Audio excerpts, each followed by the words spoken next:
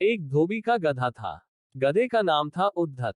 वह दिन भर कपड़ों के गट्ठर इधर से उधर धोने में लगा रहता। धोबी स्वयं कंजूस और निर्दयी था। अपने गधे के लिए चारे का प्रबंध नहीं करता था, बस रात को चरने के लिए खुला छोड़ देता। निकट में कोई चरागाह भी नहीं थी। शरीर से गधा बहुत दुर्बल हो गया था।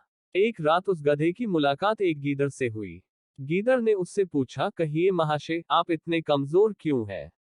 गधे ने दुखी स्वर में बताया कि कैसे उसे दिन भर काम करना पड़ता है। खाने को कुछ नहीं दिया जाता। रात को अंधेरे में इधर उधर मुंह मारना पड़ता है। गीदड़ बोला, तो समझो अब आपकी भूखमरी के दिन गए। यहाँ पास में ही एक बड़ा सब्जियों का बाग है। वहाँ तरह तरह की सब्जियां उगी हुई हैं।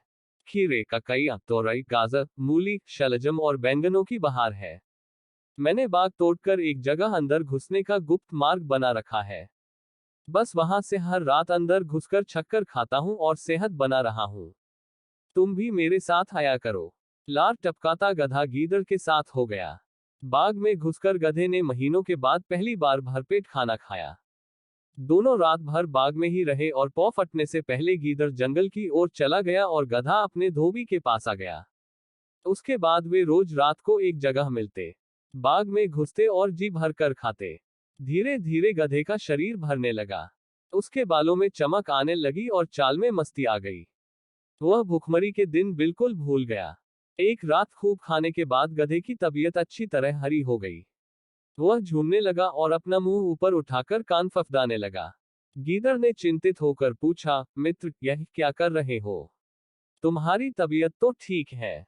गधा आंखें बंद करके मस्त स्वर में बोला, मेरा दिल गाने का कर रहा है। अच्छा भोजन करने के बाद गाना चाहिए। सोच रहा हूं कि ढेंचू राग गाऊं।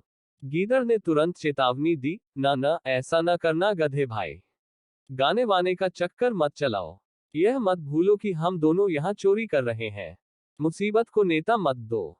गधे ने तेई नजर से गीदड़ को देखा और बोला, गीदड़ भाई, तुम जंगली के जंगली रहे। संगीत के बारे में तुम क्या जानो? गीदड़ ने हाथ जोड़े, मैं संगीत के बारे में कुछ नहीं जानता।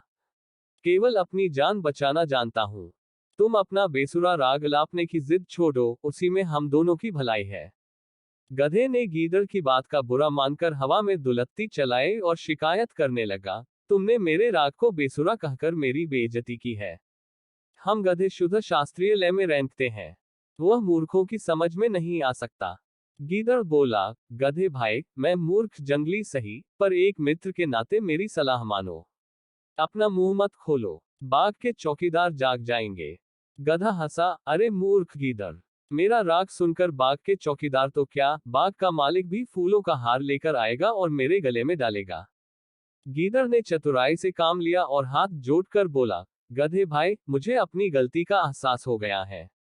तुम महान गायक हो। मैं मूर्ख गीदड़ भी तुम्हारे गले में डालने के लिए फूलों की माला लाना चाहता हूँ। मेरे जाने के 10 मिनट बाद ही तुम गाना शुरू करना ताकि मैं गायन समाप्त होने तक फूल मालाएं लेकर लौट सकूं। गधे ने गर्व से सहमति में सिर हिलाया। गीदड़ वहां से सीधा जंगल की ओर भाग गया। गधे ने उसके जाने के कुछ समय बाद मस्त होकर रेंकना शुरू किया। उसके रेंकने की आवाज सुनते ही बाग के चौकीदार जाग गए और उसी ओर लठ लेकर दौड़े जिधर से रेंकने की आवाज आ रही थी। वहां पहुंचते ही गधे को देखकर चौकीदार बोला, यही है वह दुष्ट गधा जो हमारा बाग चर रहा था। बस सारे चौकीदार डंडों के साथ गधे पर पिल पड़े। कुछ ही देर में गधा पिट पिट कर अधमरा गिर पड़ा। सीख, अपने शुभचिंतकों और हितैषियों की नेक सलाह न मानने का परिणाम बुरा होता है। Dot dot dot dot dot dot dot dot dot dot dot dot dot dot. यह कथा सुनाकर सुवर्ण सिद्धि बोला, तुमने भी मेरा कहना नहीं माना।